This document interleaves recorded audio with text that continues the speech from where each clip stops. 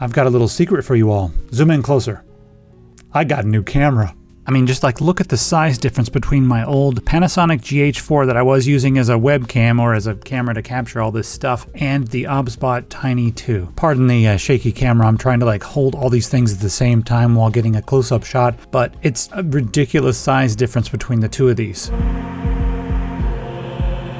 Thanks to Whokeys for sponsoring this video. Now these are OEM Windows keys. That means that you do your own tech support. You're not going to be relying on Microsoft, and they're generally locked to the hardware. We got a coupon code. Click on buy now. Put in coupon code TS25. Hit apply, and that price comes down. Now when you compare that to the outrageous prices from Microsoft, you'd have to buy this many times to equal the price of one regular key from Microsoft. As of right now, this Windows 10 Pro key will unlock Windows 11. We also have Windows 10 Home. Windows 11, you can buy it directly, Windows 11 Home, and we have 2 flavors of Office. Once you're finished, all you have to do is click on your user account up here, go to your user center, click on My Purchase Orders, just view keys and codes, then you can just copy and paste your key, hit start, type activate, click on activation settings, paste it in there, click on next, and you will be activated. So head on over to Whokeys.com to get yourself an OEM Windows key at a price that makes sense. So I got a Tiny 2, and this has replaced my massive big SLR camera. So if you're a streamer or someone who's doing content creation or making videos at home or whatever you want to call it, this is ridiculous. This is the Obsbot Tiny 2. And first off, this is a camera on a gimbal, and it's got a really high quality sensor on the inside that's much bigger than most webcams, but it's still about the size of a medium to large-ish sized webcam. But it's called the Tiny 2 because I just replaced my huge SLR with this thing. I had an SLR that was mounted behind this quite a while, and that's really kind of what we're going to talk about. There's so many different functions and features and everything, and it was almost intimidating for me to look at this, but you know, I'm kind of going to tell you a few of the things that I can do. I'm not going to do a full-on tutorial on this because there's so many different functions and features, but I will cover some of the main specs and then talk about why I've switched from an SLR over to this tiny webcam that is on a gimbal that moves around with me. Track me. Alright, so this thing's pretty good at following me around, but let's see how it does on face detection when I go hide for a minute. So I've got an Andy Kehoe painting on the wall with this ridiculous face, and it keeps switching back and forth. This is wonderful. Whose face is it going to focus on? It's cool that it knows to focus on my face, so whenever I re-enter the scene, it comes right back to my face, and then as soon as I leave, it's like it knows that this goofy face in the painting is the secondary face. How does it know that? How does that not become the primary face? That's pretty interesting. All right, so it's doing a really good job, but can it handle a disguise? Let's see. Huh. All right, it can handle a disguise. How about if I move really fast? How about over here? Yeah, this thing's pretty good. It could even do face detection with this goofy hat and beard and everything. Note that I've got the zoom turned way up, so it's doing digital zoom. That's going to introduce pixelization and noise. I'm just doing a goofy, really far zoom, so the quality's not going to be like this if you're not doing a goofy long zoom, but it can do that if you want to. On their website, they always show these perfect shots, and I found that it works pretty good. It's not as perfect all the time as this because, you know, your environment might not be as perfect. And they always use the word AI for everything. Everything's AI these days, you all. If it does anything that's cool, it's AI. But I don't know what kind of AI is really going on here. I'm not sure if there's any large language models under the hood that helps you track someone who's moving around, but it does a pretty good job. And it tries really hard to do a good job. You know, it's a 4K camera as well. And we have a really large CMOS sensor. So it's a 1 1/5 inch CMOS sensor. Of course, they're going to put in their marketing material this other webcams in this tiny sensor. There are some webcams that have bigger sensors, of course, but this is one of the biggest sensors that I've ever seen on a webcam. So I'm using HDR right now as well, and I don't know if that makes my face look any smoother or not. There we go. Switch my favorite preset. That looks better. So normally with your sensor, you have like a native ISO. And if you're completely new to this, listen for just a second, I'll make you understand it. ISO is the amount of gain that you apply to the sensor when you're in like a lower lighting environment. And if you're in bright sunlight, you basically don't need any gain whatsoever. And so, you know, you'll be shooting at like a much lower ISO. But if you're in super dark lighting, you might need 2000 ISO, something higher. Now this one has dual native ISO. Native ISO is really what the sensor is tuned for. It's tuned for a certain ISO. It looks best at this ISO. It has the lowest noise at this certain ISO. But this one has dual native ISO. So we got a couple different layers. One set for daylight, and the other one is set for nighttime and people who are streaming and all that. It'll be perfect for everyone who's in like a low lighting environment. And when you're running HDR, it can run both of those at the same time, so you can get the best of both worlds and really smooth out the picture. So I'll let you be the judge, see how the grain looks on this, you know, right now while I'm using it. How does the grain look? I don't know. You tell me. But having that dual native ISO means that I can also get a cleaner picture in darker light, whereas most webcams, they have to turn up the gain a lot and you start to get a very grainy, almost staticky picture. And then they use that technology to improve their HDR. So they kind of like put them both together, and there you go. You got a better dynamic range. As far as the focus go, they advertise that it's 4 times as fast. And it should be following me, so let's see how fast it is if I move back. All right, and follow me.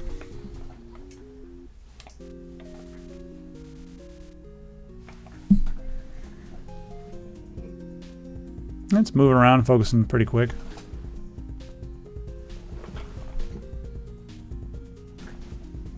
All right, let's have it focus on something close. There's not a lot of light, but you know, and focus on that. Now focus on me.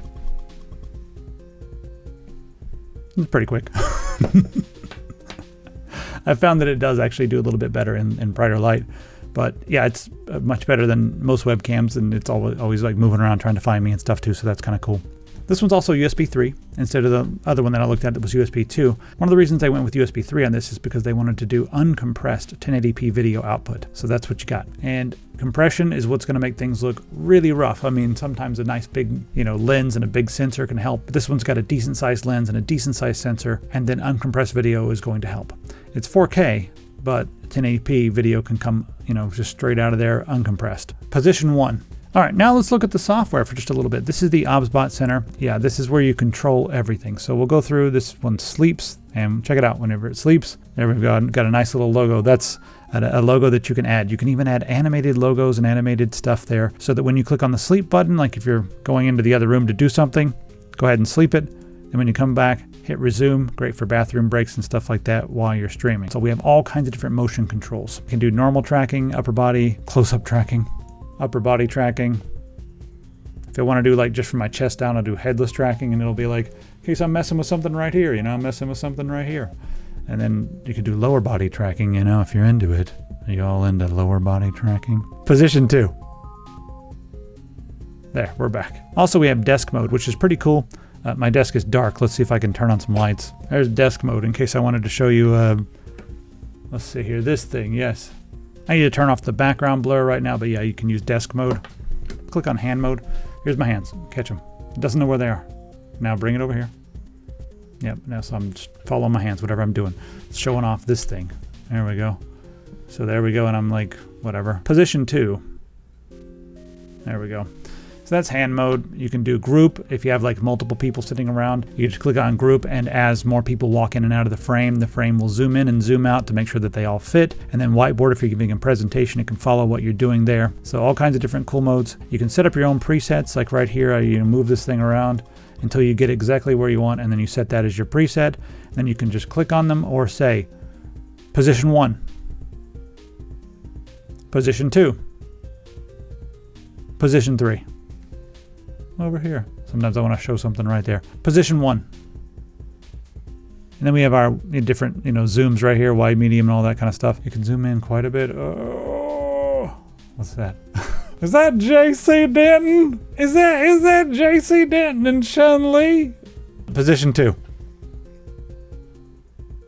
Yes. All right, let's take a look at our image controls over here. So I've got HDR on right now. I'm not sure if I like it or not. I'm going to leave it off for the rest. I feel like I look good in both. I don't know. You tell me which one looks better. I've got autofocus, and you can do global or face. I've got it on my face because my face is what I want people to be facing when they, yes. Auto exposure, I have that turned on. You can turn it off if you have a really perfectly controlled environment. And then I have that set to global because I do like my entire area to have a certain glow to it. And I do it at -0.7, so kind of a bit down. I like it dark, y'all. There's more. So over here we've got the auto sleep on 2 minutes, and when it goes to sleep, it'll power down the microphone as well so no one's listening. Nice privacy settings, privacy 2.0 I think they call it. Then we have our sleep background right here. I've uploaded this one, so we can just go ahead and sleep Tiny. There we go. It's sleeping. That's what we got. Hi Tiny. And we're back. Give it a second to fix itself. There, wonderful. We have different hand controls as well. If you don't want to use those things, well, we can do this. We can do different hand controls, like this will zoom in, this will zoom back out, that kind of stuff. You got dynamic zoom. You can move your hands to zoom in. I'm not very good at this. And then maybe this. Let's move back out. Okay, it actually works pretty well. Position 2. And then all your voice controls down here, you can toggle them on and off. Zoom in closer. Zoom out farther. Track me. I swear to God. Sleep, Tiny. Hi, Tiny. I feel like it likes my Hank Hill voice better than my own voice. I swear to God. Obsbot in the next version, be sure to change further over to farther so that it's grammatically correct. The microphone status during sleep, I have that turned off. And then we also have some noise reduction that you can turn on or off or whatever. But I'm not using the mic right now. I'll let you hear the mic toward the end of the video, but I'm going to use fancy microphone, and I think 99% of people are going to be using that as well. Oh yeah. Position 2. There, that's better. And then, you know, all this other stuff down here. But I want to get over to this tab right here. It's our beauty settings, y'all. So I've got my blur turned on for the background. Turn that on and off just so you can see background blur on, background blur off. I think it does a pretty good job, but my problem with this is that the background blur is not distance based. It's AI based. So it like says, oh, is human. Well, I'll make sure everything else is blurry and the human is not blurry. And that gives you kind of a flat blurring all around me. That's because I'm using the basic blur. And that's because I have, let me just move this over. I'm using the basic blur right there, not the advanced blur. And that's because I don't have an NVIDIA GPU in the system. I have an AMD GPU. I think that there are better, even native blurring things that allow you to do a distance-based blur. So it'd be cool if they built one of those into a future update, but right now they don't. Like, for instance, I brought this up right here. See how it's being blurred right there beside me? Sometimes it is, and sometimes, oh, there we go. Now it's in focus. Oh, now it's blurred. Now it's in focus.